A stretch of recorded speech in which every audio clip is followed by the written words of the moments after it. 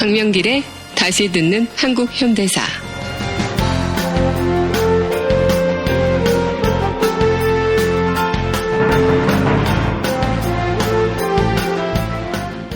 제66강 황군의 귀한.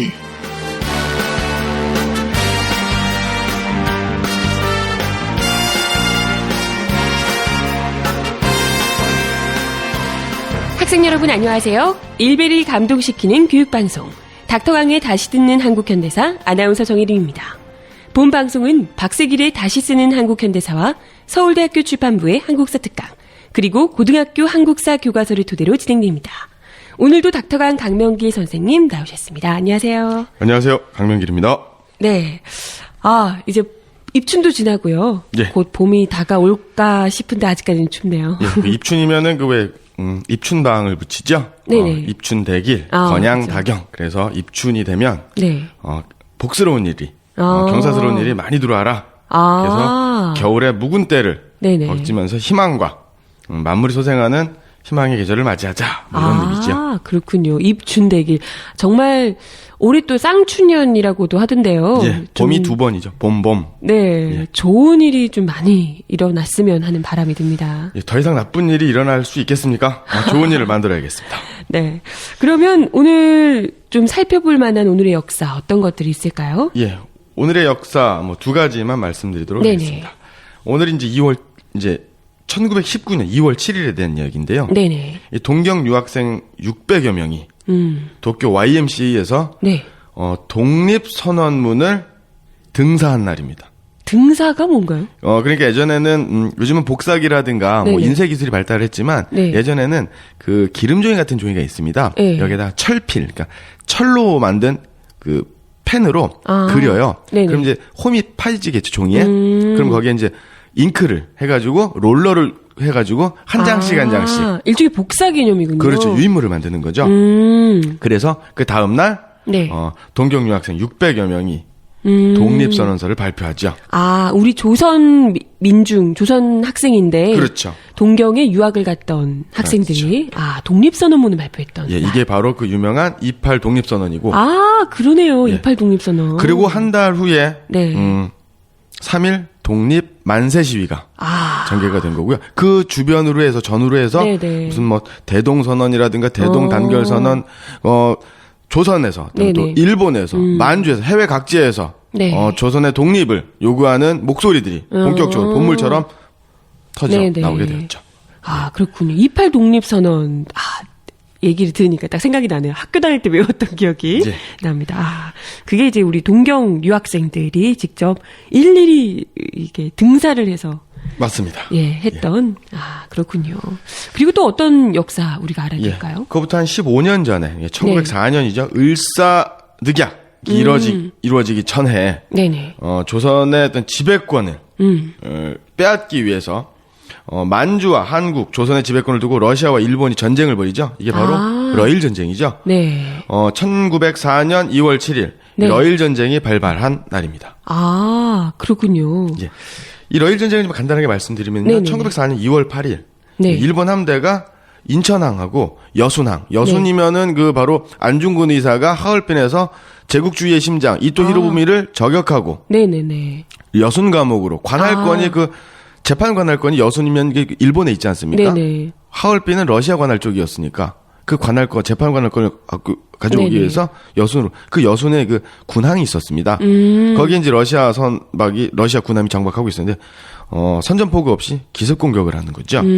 그래서 이것이 사실은 이 배후에는 일본과 러시아의 갈등도 있었지만 네네. 영일 동맹, 그다음에 러시아 프랑스 동맹 이런 것이 있던 거고 1차 세계대전과도 굉장히 밀접한 관계를 가지고 있는 거죠. 그렇군요. 그로써 러시아가 패배를 하게 되니까 네. 이 전쟁에서 승리한 일본은 한국에 대한 지배권을 확립을 하고 네. 만주로 진출하게 되는 결과를 갖게 네. 되었고 일설에서는 이러한 일본 제국주의자들의 조선 침략이 노골화되면서 미국과 일본의 대립이 시작되었다.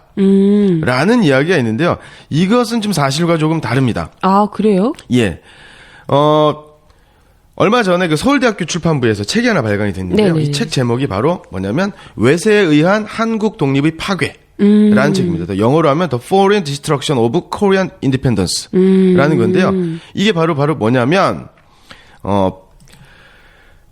1910년 네. 경술국치 네네. 한일 병탄이 일어나죠. 이때 미국이 적극 개입하고 일본에 천문학적인 재정 지원을 했다. 그리고 러시아와의 네. 전쟁, 러일 전쟁에 일본이 미국이 루즈벨트 대통령의 주선으로 미국과 영국의 대기업들로부터 네. 전쟁 비용에 대한 차관을 받았던 사실.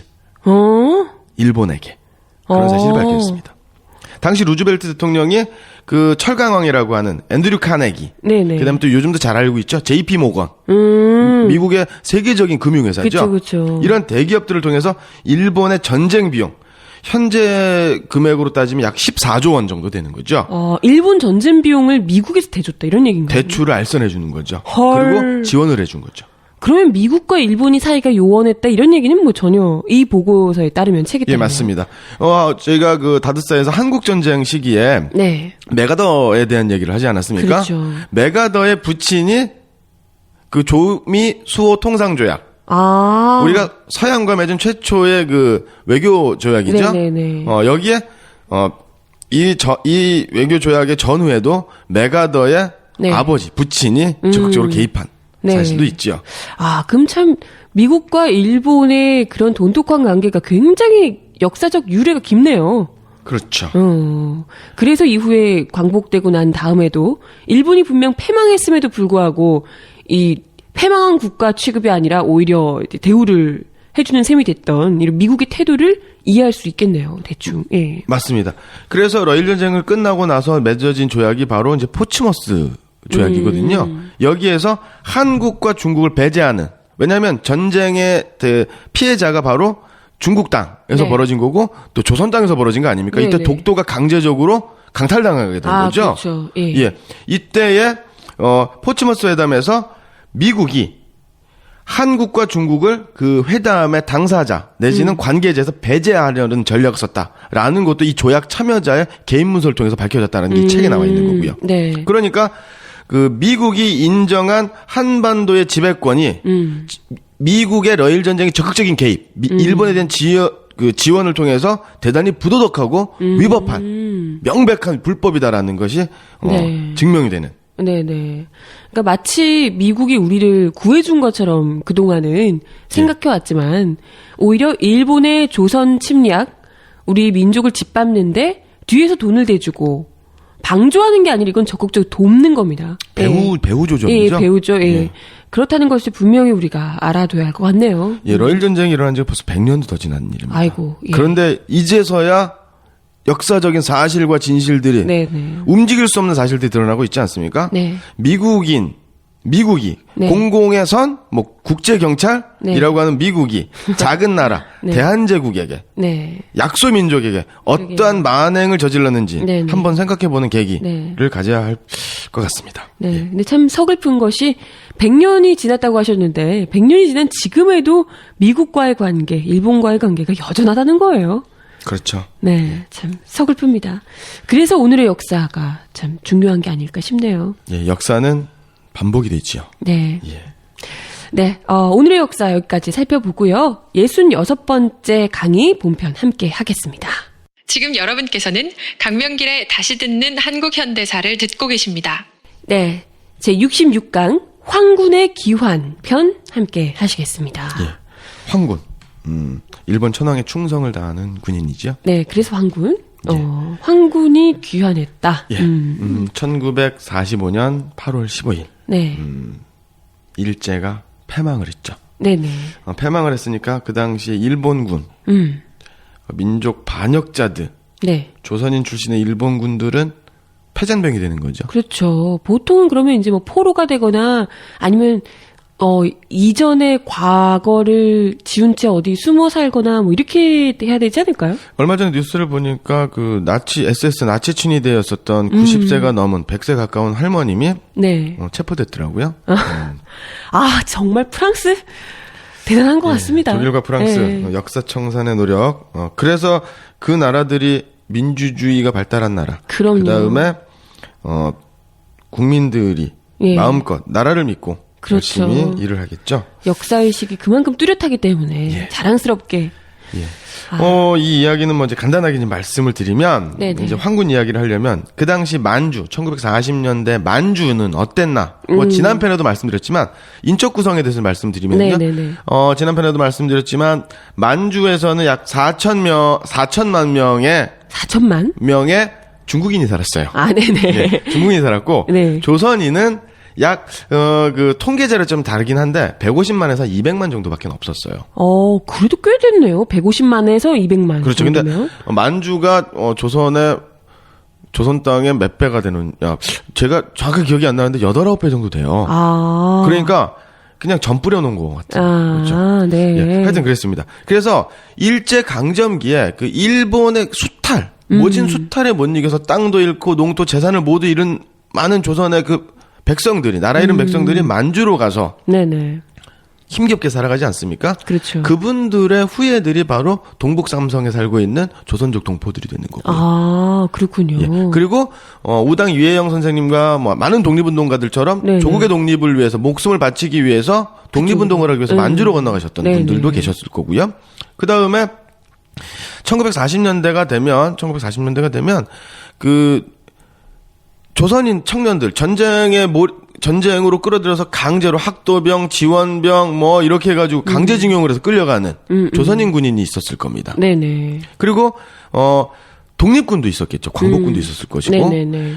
그런데 지금 말씀드리려고 하는 군인에 대한 이야기인데요. 이 군인은 4가지 부류로 이제 말씀드릴 수가 네. 있습니다. 첫 번째로는 당연히 광복군, 네. 독립군을 말씀드릴 수 네. 있겠죠. 이 광복군, 독립군은 대체적으로 상해 임시정부에 소속되어 있거나 상해 임시정부와 긴밀한 관계를 맺고 있는 네네. 민족주의 계열의 독립군 부대가 있었을 거고요. 네네. 그다음에 중국 공산당과 소련 공산당의 지원을 받는 뭐 팔로군에 소속된 혹은 동북항일연과 아니면 뭐 김일성과 같은 빨치산 이러한 사회주의 계열의 독립군 부대가 있었을 것이고요. 네네. 그다음에 또 일본군이 있겠죠. 그죠. 일본군은 2가지 부류로 나눌 수가 있습니다. 네. 일본은 일본 육군성의 일본 본토와 직접적으로 관련되어 있는 관동군이 있었고요. 관동군. 예, 네. 관동군이 있었고 그다음에 또 일제의 허수아비 권력이었던 만주국에 소속되어 있었던 만주군이 있었죠. 네. 예. 이 만주군이 우리가 지난주까지 살펴봤던 박정희 전 대통령이 소속돼 있던 곳이 만주국인 거죠. 예, 맞습니다. 네. 이 관동군은 그 당시 일본 제국주의 군대 최강의 군대였습니다. 본토의 군대니까요. 예, 네. 맞습니다. 여기에 그 일제가 강제 동원해가지고 조선인 그 일반 사병이 많이 있었어요. 아, 조선인인데? 예. 그래서, 일제에 의해 강점된, 일제에 의해 강제징용된, 예를 들어서 뭐 지원병이라든가 학도 지원병이라든가 강제 징집된 사람들 같은 경우에는요, 이거 정확한 건 아닙니다. 징병제 이후에 13만 명. 그러다가 2차 세계대전들이 발발하면서, 네. 그 일본 후생성이 정리한 숫자에 의하면 한인 육군이 18만 6,980명, 해군은 22,299명. 그래서 약 20만 명이 좀 넘는 거고요. 네네. 하지만 일제가 강제 동원한 한인 병력의 정확한 숫자는 아직 파악이 안 되고 있어요. 네. 그런데 그리고 1944년에 만주국에 소속되어 있었던 관동군에 배속되었었던 한인은 9,900명. 근데 요거 상대적으로 적네요. 예, 훨씬. 예, 적죠. 예. 그리고 1944년에 통계치기 때문에 정확하지는 않습니다. 이것도. 네네. 그만큼 한인의 어떤 강제 징병, 네네. 전쟁에 동원된 것들이 굉장히 많았다. 네, 사실은 이게 결국은 싸우는 게요. 강제 징병이 돼서 거의 우리 동포를 상대로 싸우게 되는 거잖아요. 예, 참 마음이 아픕니다. 예. 그리고 그 관동군에 소속되었었던 일본 네. 육군성, 네네. 관동군에 배속된 한인들은 대부분 일반 사병이었고요. 네네. 만군, 만주 국군에 배속되었었던 한인들은 직업군인인 장교가 대다수 였다라는 거죠. 그러면 일반 사병은요. 그냥 아무나 그냥 잡혀가면 이렇게 뭔가 특별한 직업이 있거나 이런 사람 아니어도 그렇죠. 직업 군인이고 이러지 않아도 누구나 그냥 강제징용되면 그냥 이 총알바지격으로 싸우게 그렇죠. 되는 거잖아요. 그런 대표적인 분이 우리가 잘 알고 있는 장준하 선생님. 그렇죠. 억지로 관동군이죠? 끌려갔다가 예, 끌려갔죠. 탈출해서 6,000리길을. 예, 그래서 6,000km를. 네네. 그래서 이제 우리 광복군의 예. 상해 임시정부, 중경에 있는 임시정부까지 찾아가게 되는 거죠. 네, 그런 분들이 계시고 예. 그리고 우리가 또 잘 알고 있는 분 중에 하나가 장준엽 선생님에 비해서는 잘 모르고 있는 분들도 많은데 네. 김준엽 선생님도 김준엽 선생님은 또 이제 장준엽 선생님에 비해서 약간 좀 우리 애청자분들께서 잘 모를 모르실 수가 수도 있죠. 있을 것 같은데요. 예. 예. 그러면 뭐 이제 김준엽 선생님에 대해서 현대사 네. 열전 시간에 자세하게 한번 알아보도록 하겠습니다. 네. 현대사 열전 김준엽 1920년 8월 26일 평안북도 강계에서 출생한 김준엽은 일본 게이오 대학 동양사학과 유학 당시 징집돼 학도병으로 끌려가 악명 높은 스카다 부대에 배치되었는데 스카다 부대는 단 한 명의 탈영병도 나오지 않았던 아주 혹독한 부대였다. 그 부대에서 최초로 탈영을 하는 데 성공한 이가 바로 김준엽이다. 김성종의 원작 소설을 바탕으로 한 MBC 드라마 여명의 눈동자에서 배우 최재성이 연기한 탈영병 초대치는 바로 김준엽과 장준하를 모델로 삼았다. 이후 김준엽은 이범석 장군의 부관이 되는 등 광복군에서 활약하며 독립운동에 투신하였다. 또한 장준하 등과 더불어 미국 CIA의 전신인 첩보국 OSS의 특수훈련을 받으며 국내 진공작전을 위한 특공부대의 일원이기도 했다. 광복 이후 고려대학교에서 조교수와 교수를 거쳐 82년 고려대 총장을 역임지내기도 했으나 전두환 군부 독재 정권과 대립하다 1985년 강제 사임당하였다. 김준엽 선생에 대하여 실제 독립운동에 헌신한 게 아무것도 없다고 폄하하는 이도 있지만 학도병으로서 일본군에서 탈출해 대한민국 임시정부와 한국 광복군 등 항일 독립운동 단체에 합류하는 것 자체가 죽음을 각오한 독립투쟁의 신념이라는 것을 분명히 할 필요가 있다. 일신의 영달을 위해 간도 특설대, 일본 육군 사관학교를 지원한 민족 반역자들과는 비교조차 할 수 없는 일이다. 김준엽은 1949년부터 고려대학교 사학과 교수로 재직하면서 중문과 논문과를 신설하였다. 또 교내에 아세아 문제 연구소를 세워 우리나라에서 처음 공산주의에 대해 학문적으로 연구하였다. 당시 아세아 문제 연구소는 세계적으로 손꼽히는 공산권 연구기관이었다. 김준엽이 공산주의를 연구한 이유는 통일을 위하여다. 북한과 중국의 공산주의가 무엇인지 알아야 통일을 이룰 수 있지 않겠냐는 이유였다. 또한 중국에 대해서도 생전에 깊이 연구하였고 중국에서도 인정하는 우리나라 최고의 중국학 전문가이다. 고려대학교 총장으로 재직하던 1983년 가을, 고려대생 수백 명이 전두환 독재를 규탄하는 시위를 벌였다. 학생들은 학생회관으로 들어가 출입문을 걸어 잠그고 바리게이트를 치고 농성에 들어갔다. 언제 경찰이 들이닥쳐 연행해 갈지 모르는 상황에서 두렵고 배고픈 밤이 깊어가는데 30분마다 김준엽 총장이 확성기로 외쳤다. 다치거나 아픈 학생이 있으면 내보내라.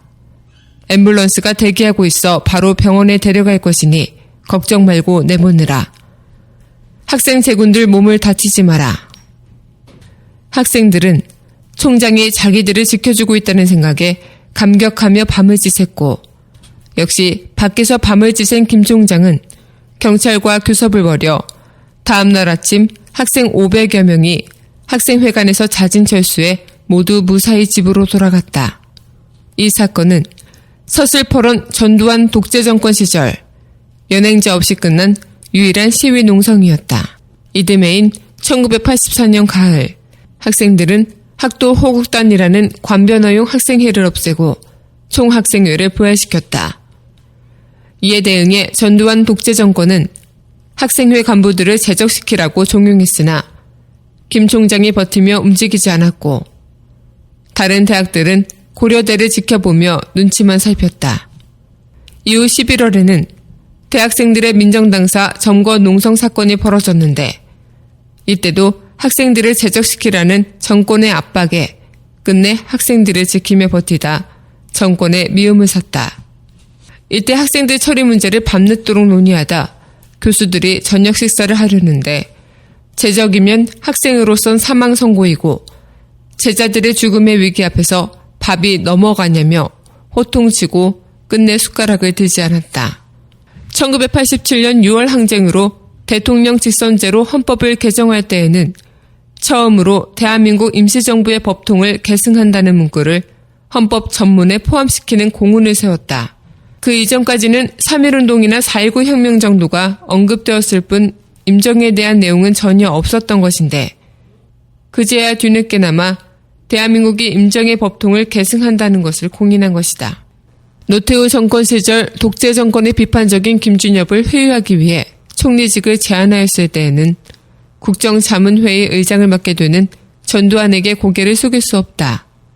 국민들, 특히 젊은 층이 실망할 것이다. 게다가 민주주의를 외치다 투옥된 제자들이 많은데 스승이라는 자가 그 정부의 총리가 될 수 없다며 고사하였다. 김준엽은 폐암으로 인해 2011년 6월 7일 90세의 일기로 사망하였다. 선생의 유해는 대전 국립현충원 애국지사묘역에 안장되었다. 네, 김준엽 선생님, 장주자 선생님 못지않게 우리 독립군으로 또 그렇죠. 네. 일제 저항의 역사. 그래서 네. 눈부신. 네. 그다음에 또 광복 이후에는 조국의 민주화를 위해서 네네. 헌신하셨던 분이죠. 네. 예. 이런 분들이 계시는 반면에 참 이 만주국 물론 이제 그 광복군들 중에서도 억지로 끌려가서 또 열심히 거기서 싸우신 분들도 계실 거예요. 그냥 일본군처럼 싸우신 분들도 물론 이제 계실 텐데. 예, 그렇죠. 특히 만주국 같은 경우는 아까 만주국에서 군인을 하시던 예. 한인들은 대부분 직업 군인이었단 말이에요. 그렇죠. 직업 군인이 억지로 끌려갈 리는 없지 않나요? 자발적이죠. 네. 예를 들어서 뭐 충성 혈서를 쓴다거나. 그렇죠. 예, 뭐 이렇게 되는 거죠? 지난번에 이야기했던 것처럼. 그 만주군에 소속되었었던 한인들 네네. 중에서 장교, 직업군이 많았었던 이유는 우리가 잘 알고 있는 것처럼 신경군관학교. 그다음에 그 이전에 봉천군관학교. 네네. 그러니까 육군사관학교가 있었다라는 거죠. 그리고 만주국은 일본의 허수아비 정부였기 때문에 네. 만주에 사는 한인에 대해서 특히 만주 국군, 네. 만주국 군인에 대해서는요 일본인과 동등한 처우를 하려고 하는 거예요.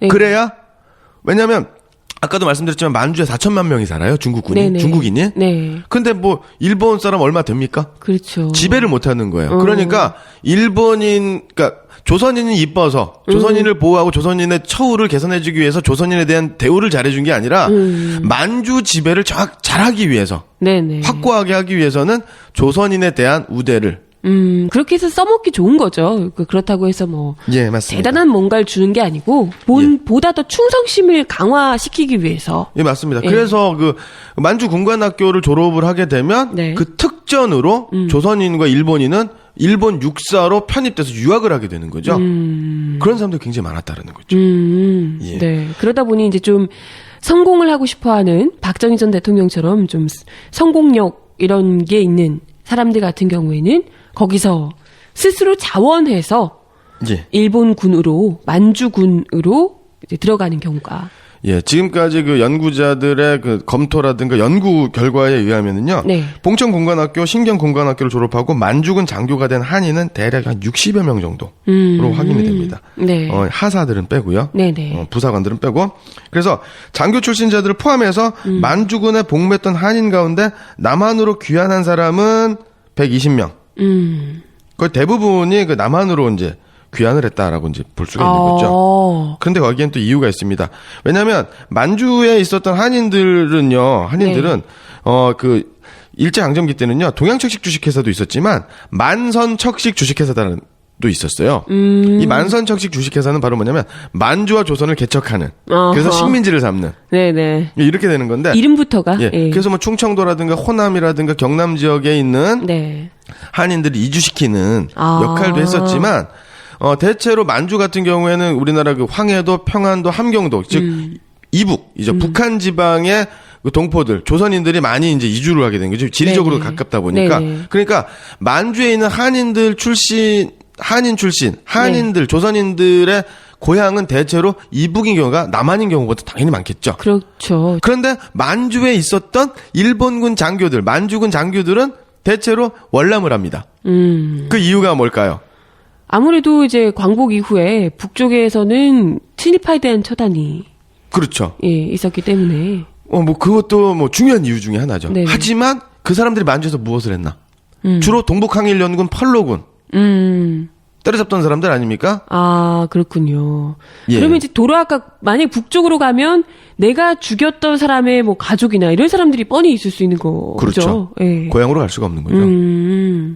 예. 아, 그렇군요. 친일파 처단 이 문제가 아니라 당장에 이렇게 내가 싸웠던 사람들하고 같이 살아야 되는 상황이 될 수 있기 때문에 그걸 예. 피해서 내려갔다는 거죠. 저희가 지난번에 간도특설대에 대해서도 네. 자세하게 말씀을 드리기도 했지만 네. 이 간도특설대가 얼마나 무자비하게 독립군과 조선인 양민들을 학살했는지. 우리 지금 지금 국제 뉴스에 보면은 IS가 아, 예.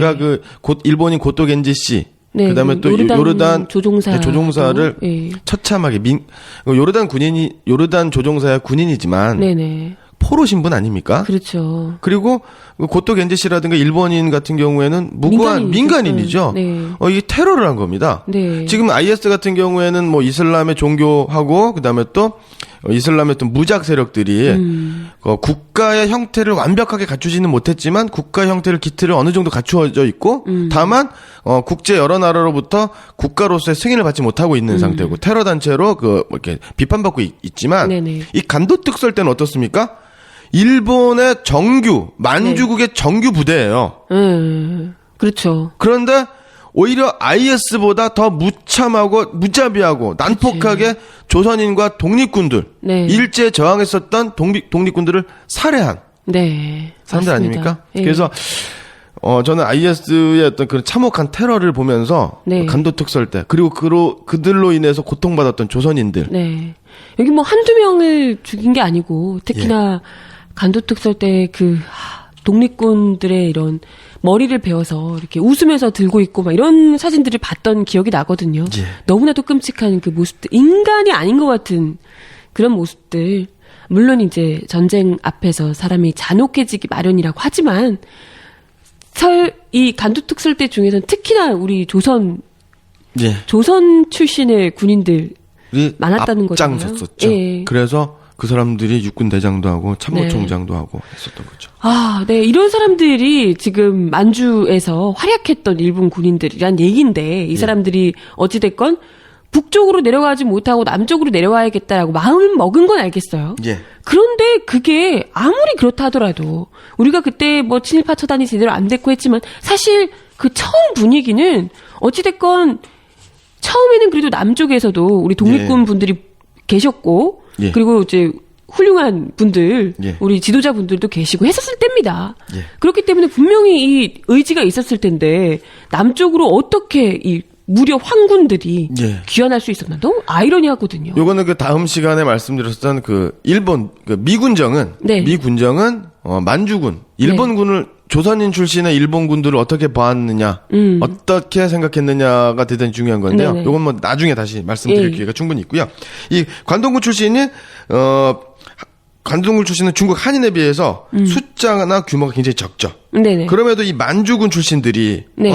해방 후 귀환해서 한국군에 입대를 하게 됩니다. 그리고 네. 최고위급 간부로 변신을 하게 되죠. 네. 그래서 남한의 정치, 경제, 사회 각 분야의 요직을 두루 차지하게 되고 네네. 그러니까 이 사람들이 어떻게 귀환했는가에 대한 과정을 살펴보는 게 대단히 중요한 겁니다. 그렇죠, 그렇죠. 다시 한번 말씀드리면 일본군 출신 네. 조선인들이 귀환할 때 북한으로도 간 경우가 일부 있습니다. 하지만 네. 대부분 이제 남한으로 귀환을 하게 되는데요. 아까 말씀드렸었던 자신들의 어떤 일본 제국주의자의 민족 반역의 어떤 친일 전력을 네. 희석시키기 위해서 네. 그것이 드러나게 되면 북한에서 남한에 비해서 더 엄청나게 처벌을 받았거든요. 네네. 이런 게 있었는데 그러면 일단 패잔명 출신입니다. 네. 친일파예요. 그렇죠. 올 수가 없습니다. 네. 그러면 두 가지가 이제 중요한 건데요. 무사하게 귀환해야 돼요. 살아있어야 되는 예. 거죠. 그 다음에 귀환의 명분이 있어야 됩니다. 그래서 만들어진 게, 대표적인 게 바로 뭐냐면, 만주교민보안대라는 군사 조직을 만들어요. 네. 패잔병들끼리 모여가지고. 네네. 아니, 근데 만든다고 인정을 해주나? 자기들끼리 그냥 만드는 건가요? 예, 만듭니다, 막. 네. 그래서 저 일제 부역하면서 빨갱이로 일제에 부역하면서 빨갱이를 토벌하던 네네. 동북항일연군이랑 팔로군을 토벌하던 일본군들이 네. 만주군들이 이제는 빨갱이들로부터 우리 만주에 있는 조선인을 보호하겠다. 이런 명분으로 네.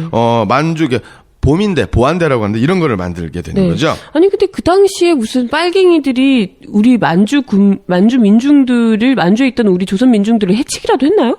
그렇진 않습니다. 네, 근데 그냥 보호를 하겠다고 자기들 스스로를 보호하겠다는 얘기였군요, 사실상. 예, 그렇습니다. 네. 여기에 되게 많은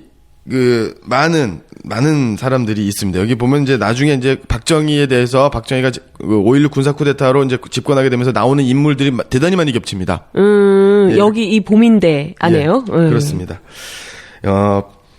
이런 걸 이제 만들게 되는데요. 네. 여기에는 조갑재 선생의 그 내무담에 침을 뱉어라. 네. 라든가 그다음 또 이할림이라든가 백선엽이라든가 이런 사람들의 어떤 증언, 회고록을 이제 토대로 말씀을 드리도록 하겠습니다. 네네. 아까 이제 말씀드렸었던 만주 보민대. 그다음에 또 이런 것도 만듭니다. 정일권이라고 하는 네네. 박정희 시절에 그 국무총리까지 지냈었던 네네. 이 사람 같은 경우는 조선군 간부 훈련소라는 걸 또 만들어요. 네. 아, 그러면 정일권 이 사람도 역시 이 만주군 출신이었는데. 그렇죠. 근데 그건 뭔가요? 만들었다는 건? 그러니까 정일권은요 만주군 대위였어요. 네네. 박정희는 중위였고요. 더 높은 사람이네요. 그렇죠. 네. 일본군이 패망을 합니다. 일본이 네. 패망합니다. 그러니까 교민을 보호한다라는 명분으로 네. 장춘이라는 곳에서 아까 말씀드렸던 조선군 간부훈련소라는 간판을 내밀고 거기 이제 소장으로 있습니다.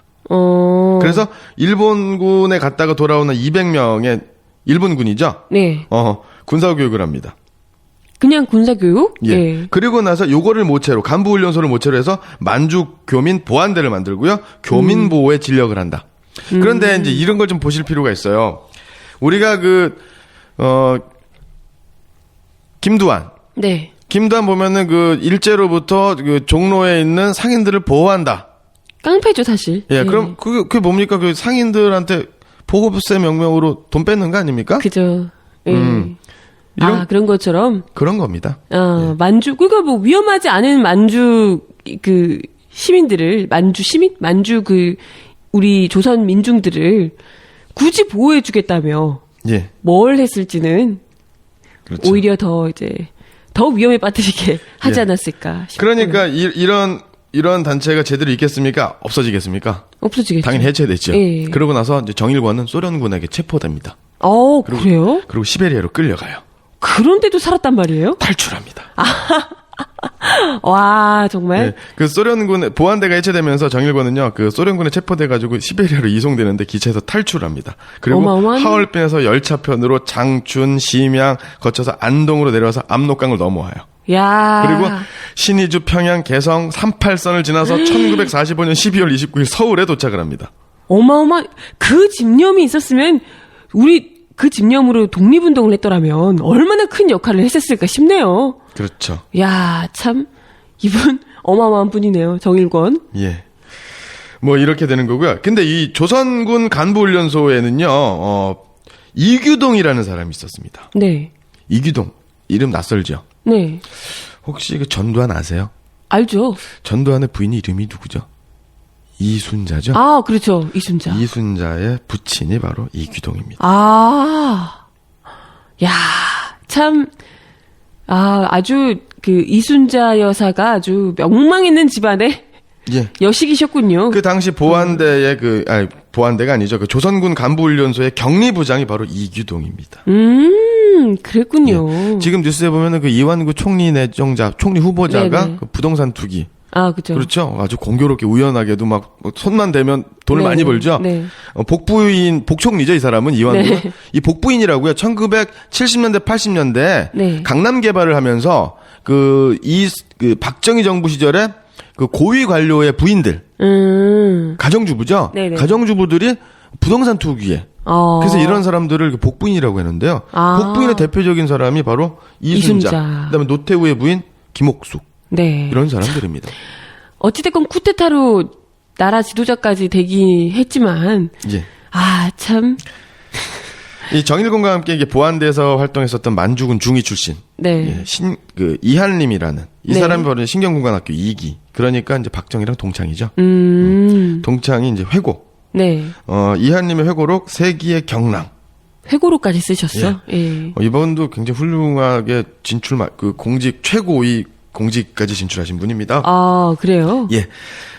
일부만 좀 읽어드리도록 하겠습니다. 어쩌다 일본군이나 만주군에 복무하게 되었더라도 어쩌다가 우리는 분명 한국인이고 한국인이라면 단합하여 한인 보호에 나서겠다는 것이 우리의 취지였다. 그 조직의 단장은 정일권 씨가 맡았고 나는 부단장직을 수행하게 되었다. 한국인을 보호한다면서 예. 독립군들을 때려잡으셨나? 그리고 정일권이 한 말을 옮깁니다. 이 혼란 속에서 동포의 보호를 우리가 책임져야 하지 않겠소? 갑시다. 우선 훈련병을 모집해서 무장시키고 귀국할 때까지 자위수단을 강구합시다. 네. 그리고 나서 한국인의 집단 불락이나 농장의 경비를 담당하고 귀국하는 동포의 귀국 알선 등 매우 바쁜 일정을 보냈다. 이게 깡패 아닙니까? 그렇죠. 귀국 알선. 돈 받고 그거 해준다는 거잖아요. 예. 네. 아주- 그러면서 무슨 보호 어쩌고 마치 자신들이 정의의 사도인 척 하는 모양새가? 아니, 이후에 회고록에서도 그렇게 쓸 정도면 얼마나 자신의 친일 이력을 다들 포장을 하고 싶어 했는지 예. 느껴지네요. 여기에는 그 일본군 만주군 출신자들이 한 40명이 있습니다. 그 보안대 명단이에요, 이건. 네네. 그러니까 이제 이거는 그 자기들이 적은 명단이니까 정확한 거죠. 네네. 이 명단에 40명이 있는데 19명이 장군으로 진급합니다. 광복기 이후에.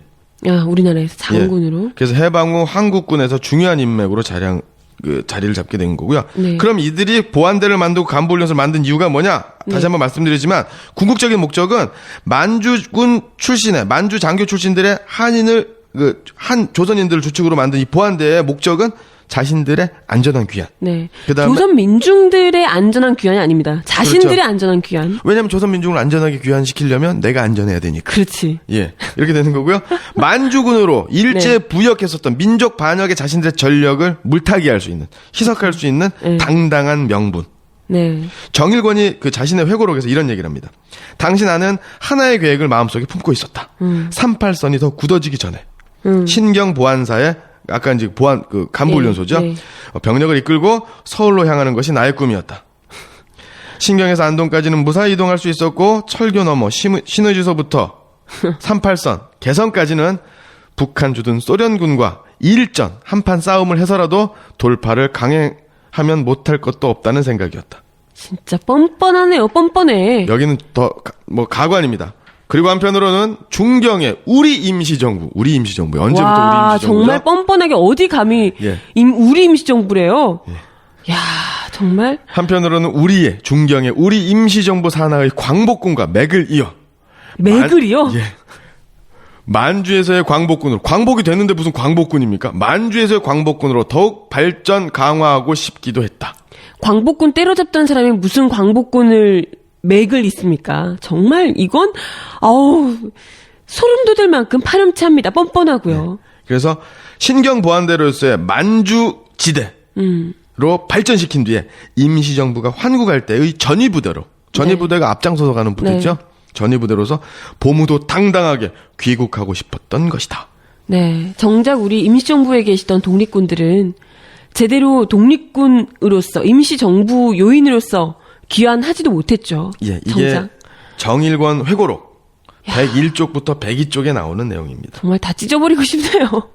이러고도 근데 우리나라에서 일생 그리고 가족들 모두가 탄탄대로를 걸으며 호의호식하고 살고 있다는 거잖아요. 이 정말 사람들이. 예. 그리고 이제 또 우리 간도특설 때 대표적인 이제 백선엽의 이제 그렇죠. 이야기를 한번 해봅시다. 이 백선엽은요, 그 교민 보안대의 구성원은 아니었습니다. 네. 명월구라고 하는 만주 지역에서 만주군의 그 간도특설경비대, 간도특설대죠. 중위로 배속되면서 독립군, 그다음에 네. 또 무고한 조선인을 학살했었던 봉천군관학교 9기 백선엽은요, 일제 패망 직후인 1945년 8월 귀한길에 오릅니다. 네. 아내와 함께 오는데요. 한 달 동안 장장 800km를 걸어서 오는 거죠. 그러다가 백선엽은 봉천공관학교 선배들인 네. 김백일, 최남근 등과 함께 평양을 출발해서 해주로 남하하고 1945년 12월 27일 야밤을 틈타서 네. 청담 부근에서 38선을 넘어 서울로 내려오지요. 네. 예. 다들 그 일본 만주군 시절에 함께 했던 동지들이 예. 서로 도와주면서 그렇게 기원할 수 있도록 황군들이 서로 다 무사히 대한민국에 정착할 수 있도록 도와준 거죠. 예. 앞서거니 뒤서거니. 예. 그러면 이제 또 박정희 얘기를 이제 안 할 수가 없는데요. 네, 사실 그것 때문에 이제 이야기를 예. 하는 거니까요. 이 박정희가 이제 지난번에 말씀드렸지만 그 뭐 비밀 광복군이었다. 네네. 말도 안 되는 얘기. 예, 뭐 근데 광복군 소속됐었던 건 부인할 수 없는 사실입니다. 네. 그럼 박정희는 어떻게 광복군이 되었나? 네. 먼저 구체적으로 한번 따져보도록 하죠. 광복군에 소속이 돼 있었다고요? 예, 그렇습니다. 네. 계급도 있었습니다. 어. 계급도 이제 그 중대장이었습니다.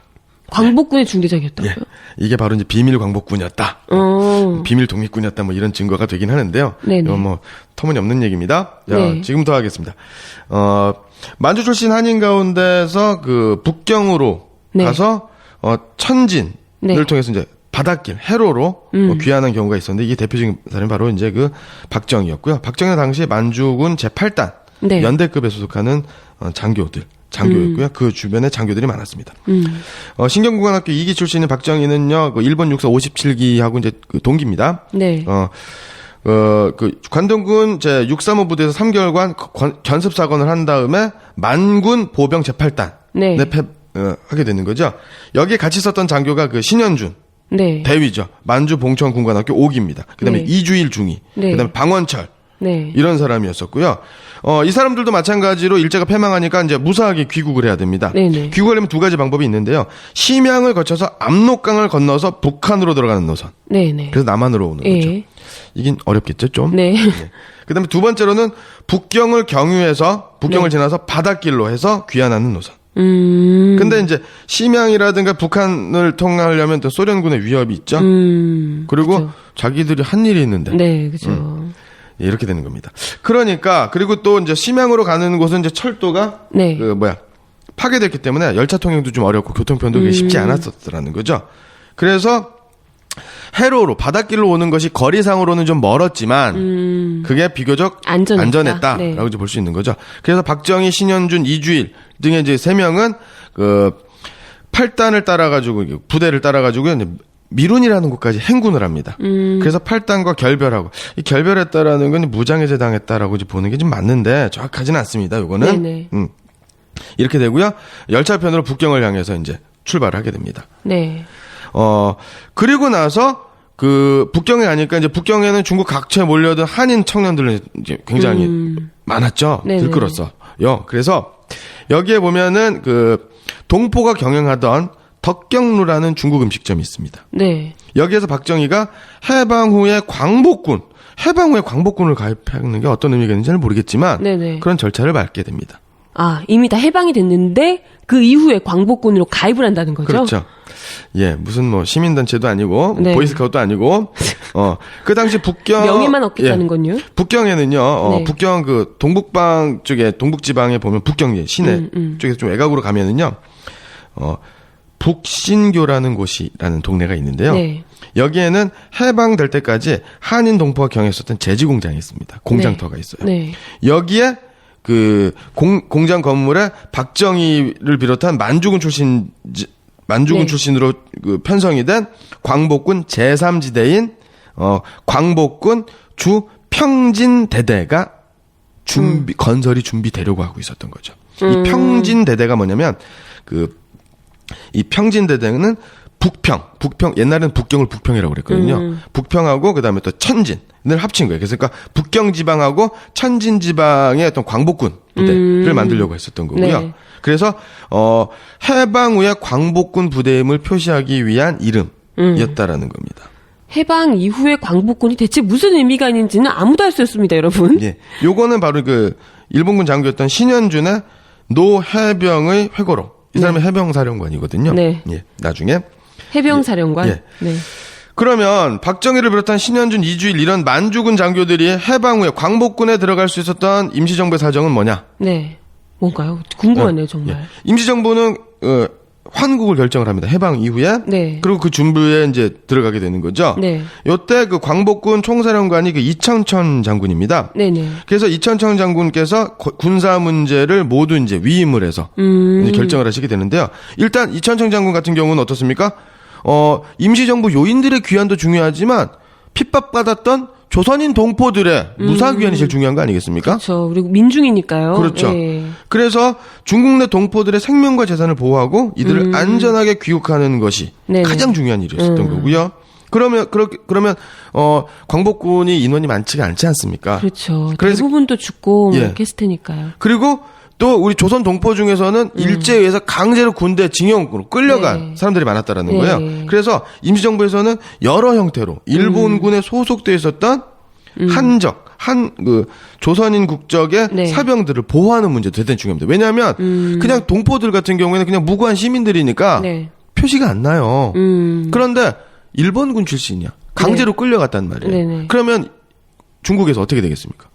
일본 제국주의 군대 아닙니까? 그렇죠. 그러니까 핍박받고 고통받을 수가 있었다라는 거죠. 그러니까 그 조선인 출신의 군인들을 보호하는 것도 대단히 중요했었다라는 거죠. 이 사람들은 예를 들어서 조선인 군인들은 사병이었었고, 그쵸. 그러니까 예. 어떤 신변 보장의 장치도 없었던 거고. 그렇죠. 예. 무조건 이제 일방적으로 끌려갔던 또 다른 장준하 선생님, 김준현 선생님 같은 청년들도 있었을 테니까요. 예. 그 안에서. 그 당시 그 지역에서 일본군 안에 그 학병이라든가 징병으로 끌려 나온 조선인이 약 28,000여 명 정도나 됐었던 거죠. 굉장히 많았군요. 예, 맞습니다. 그래서 임시정부는 이 사람들을 이분들을 광복군으로 편입시키는 게 맞다. 그게 당연한 거겠죠.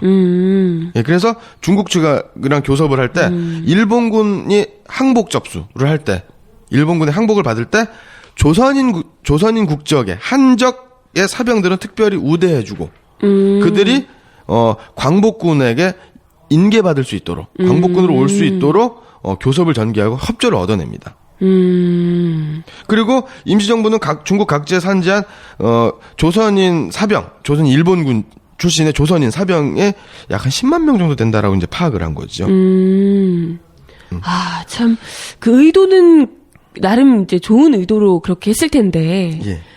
사실 참 다른 사람을 그것도 일본에서 철저하게 일본 일왕을 위해서 싸웠던 우리 민족 동포를 학살했던 그런 당사자들이 좋은 그런 정책이 되고 말았어요.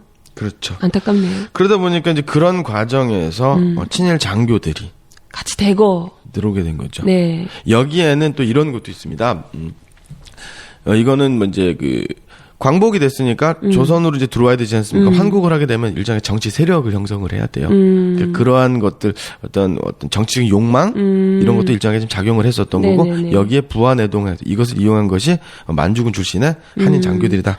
라고 볼 수가 있는 겁니다. 참. 여기에 그래서 이제 부대가 형성이 되는데요. 네네. 아까 말씀드렸던 주평진대대. 네. 여기에는 대대장이 신현준, 네. 1중대장이 이주일, 2중대장 박정희, 3중대장 윤영구, 그 다음에 정훈관이 네.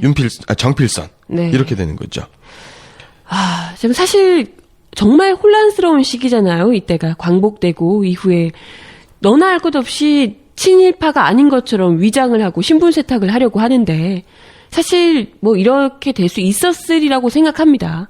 하지만 중요한 건 이렇게 하면서 이분들 역시도 그리고 우리 민중들도 패전병이었던 일본군 출신들이 국내에 와서 그냥 일반 평민 정도가 아니라 대통령이 되고 물론 쿠데타를 일으켰지만 아주 요직에 있는 장군들 모든 요직에 다 이런 사람들이 깔린 거잖아요. 맞습니다. 그런 식으로 될 거라고는 누구도 생각하지 못했을 겁니다. 예. 네. 속상한 일이죠. 예. 네. 하여튼 이렇게 해서 오게 되는데요. 그럼 네네. 박정희는 어떻게 이제 귀국을 하게 됐느냐? 네.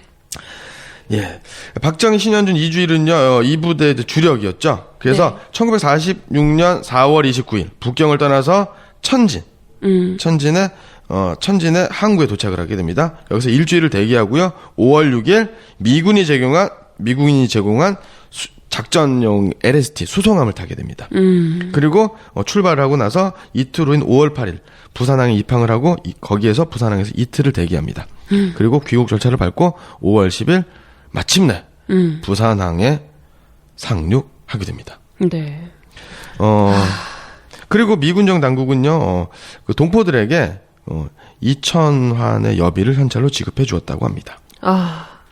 이 얘기를 황군의 귀한 편을 함께 하면서 너무나도 그 가슴 아프게 저희가 이야기를 드렸던 우리 임시정부 요직에 계시던 선생님들, 가족들, 얼마나 참 핍박을 받으면서 대우를 제대로 받지 못하고 뿔뿔이 흩어져서 간신히 개인 자격으로 무시를 당하면서 미국에게 있는 대로 무시당하고 하면서 한국으로 우리 본토로 돌아올 수 있었는지 이 참 그 생각이 너무나도 많이 나거든요. 예, 그 짐짝처럼 네. 수송함에 꾸역꾸역 채워서 네, 부산항에 도착하고 인천항에 도착하자마자 그 소독약 벌레 보듯 그쵸. DDT를 뿌리고 온몸에 네, 정말 금이 환영을 하셨어야 할 분들은 이렇게 천대를 받고 오히려 우리 동포를 때려 죽이던 그런 이 매국노들을 오히려 돈까지 쥐어주면서 배에다가 이렇게 모시고 왔으니 오죽했겠습니까?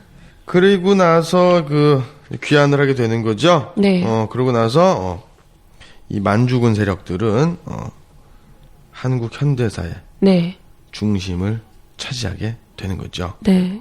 여기에 다 모여 있었다는 것도 참 웃기네요. 물론 우리가 군부 독재 시절이 길기도 했지만 예. 모든 군사 조직의 요직에 다 이 친일파들이 있는 거잖아요. 예, 맞습니다. 네. 우리 뭐 이후로도 계속해서 뭐 30, 50 뭐 다 그렇고요. 지금까지도 군대 요직에 있으신 분들이 예. 뭐 아버님께서 그런 분들이고 뭐 다들 비슷하니까요. 그거 몇 명 좀 얘기를 한번 해볼까요? 네네. 우리 백선엽 너무 잘 알죠? 네네. 김석범 같은 경우에는 만주군의 대위였습니다. 해병대 네. 사령관을 지내죠. 네네. 정일관, 육군참모총장, 국무총리, 국회의장, 신현준, 초대 해병대 사령관, 네. 김백일, 육군 중장, 그 다음에 윤춘근, 만주군 중이었거든요. 네. 포항제철 고문, 그 다음에 김일환, 내무부 장관. 정말 그냥 일반 보통 사람들은 정말 열심히 해도 어디 그냥 쳐다보기도 어려운 그런 고위직이잖아요. 예. 네. 답답합니다. 그렇습니다. 예. 예. 속이 터지네요. 예, 뭐 지금 말씀드린 건 대단히 일부라는 건 다들 알고 계시죠? 그렇죠. 예. 역대 참모총장이며 뭐 이런 사람들이 저번에도 다드사에서 이야기 드렸지만 20몇 대까지가 전부 다 일본군 출신이다. 뭐 이런 이야기도 저희가 드렸었던 것 같습니다. 예. 오죽하겠습니까? 이런데 역사 제대로 된 청산이 예. 지금도 뭐 어렵지 않을까 싶네요. 예, 한 사람 빼먹은 사람이 있는데요. 네네. 이 장도영이라는 사람이 있습니다. 장도영은 장도영이요? 예. 5.16 군사 쿠데타 일어났을 때 군사 쿠데타를 용인을 하고 네. 국가재건 최고회의 의장이 됐었던. 나중에 이제 박정희로 인해서 이제 숙청당하긴 하는데요. 네네. 이 사람은 학병 출신인데요. 일본군에 입대를 합니다. 그래서 견습사관 이 돼요. 그 다음에 남경에 주둔하고 있다가 일제가 패망하니까 동료 15명과 함께 안전한 귀국을 해야 되잖아요. 무궁단이란 단체를 조직합니다. 이름은 참 이 사람들이 저 국민을 보호하고 또 무궁하고 막 예. 그러네요. 참. 뭐, 네. 사람들이 많습니다. 네. 예. 누구를 정작 국가 국민은 조금도 생각하지 않았던 이들이 위태로워질 때마다 국가 국민을 거들먹거리는 꼴이 참 뻔뻔하고 너무나도 안타깝습니다. 예. 네. 오늘 66강 황군의 귀한 편 함께 하셨는데요. 예. 어떠셨는지 모르겠습니다. 오늘 방송 마무리하면서 예. 말씀해 주실 이야기가 있을까요? 일제 강점기 그다음에 또 군사 독재 시절을 이야기하면서 네. 그런 생각을 했습니다. 우리는 그 수치스러운 네. 그런 역사를 공부하기 이전에 먼저 자랑스러운 우리의 역사를 공부할 필요가 있지 않느냐. 그런데 어찌된 영문인지 네. 1915년에 2015년에 대한민국은 네. 자랑스러운 조상들의 역사, 네. 조상들의 헌신을 네. 공부하기 전에 치욕의 역사, 네. 순환의 역사, 네. 그런 역사를 공부해야 된다라는 것이 너무나 안타깝고요. 네. 마지막으로 그 어느 소설가의 독립군에 대한 이야기에 대한 글이 있는데 그 글을 네. 읽어드리는 것으로 오늘의 강의를 네. 마치는 것으로 하겠습니다. 네. 조국은 우리의 원형입니다. 조선 독립군, 우리의 선열들과 그들의 노력과 고통의 생활상, 대관절, 조국은 무엇이기에 그들은 그렇게 살았던 것일까? 도대체 나라가 무엇이기에 그들은 그 험한 고역을 선택했던 것일까? 동북만의 독립군들은 추위에 떨고 배고픔에 줄였습니다. 그들은 어느 누구도 의복을 제대로 걸치고 살지 않았습니다. 그들은 쌀밥과 반찬 대신 모래알 같은 조팝에 날된장이나 절인 물을 먹었습니다. 그것마저도 떨어지면 좁쌀가루에 소금을 섞어서 먹었습니다. 생밀, 강냉이 떡호박은 그들에게는 아주 진귀한 요리에 속했습니다. 동북만의 독립군은 100근이 넘는 무장을 하고 하루 150리를 행군하는 일이 다반사였습니다. 영하 30도의 추위는 보통이었습니다. 그들은 모처럼 솜 군복이 지급되면 환호성을 질렀습니다. 그들에게는 소독약도 없었습니다. 그래서 상처 구멍을 째서 숯가루를 우겨 넣었습니다. 그래야 환홍을 막을 수 있었기 때문입니다. 큰 부상을 입으면 자살로 해결하는 이들도 있었습니다. 동북만의 독립군들은 조국을 증오할 때도 있다고 했습니다. 그들은 호수에 빙서를 물들이며 수백 개의 꽃잎 모양으로 도살된 동포들의 시체를 본 일이 있다고 했습니다. 계곡의 눈 위로 동지들의 피가 얼룩지고 그 피향기를 시베리아의 바람이 휩쓸어갈 때 그들은 조국을 증오하기도 했습니다. 그러나 이 모든 것들을 떠나서 그들을 가장 힘들게 한 것은 가족과 고향에 대한 그리움이었습니다. 그들은 행군 중에 고향의 풀포기와 닮은 것을 보게 되면 소중히 포개 호주머니에 넣었고 조국의 산천과 비슷한 지형이 나오면 울컥 눈자위가 벌개지기 일쑤였습니다.